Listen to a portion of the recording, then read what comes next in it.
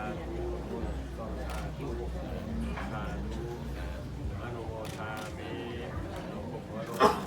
เลือดในการปฏิบัติเมตตาท่านด้วย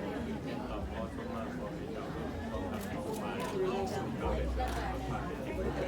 การเกิดการเชื่อประชาชนครับและพ่อแม่เนี่ยเรา เป็นงานสู่ขวัญของคนสวรรค์ในนางแมริสาได้ดูกินดินซ้ายในดินซ้ายบ้าน มั่นใจได้เลยมั่นใจ ก่อนนะเพื่อนมีสวรรค์ คนสวรรค์ เจ้าพนักงานเปิดเป็นตรงนี้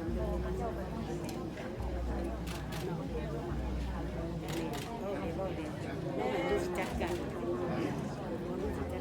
วันนี้เอาพาบ้านวัด เจ้านี่แบ่ง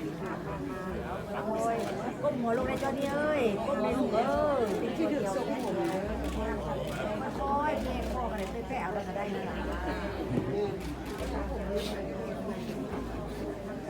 ไอ้เอ๋มันคือ วันนี้สมมาที่ยังเราเนี่ยเบิร์ดยัง เส้นเราอุดรมากันของ ครับเอาพระพุทธเขาในเวลาเป็นมาเก็ต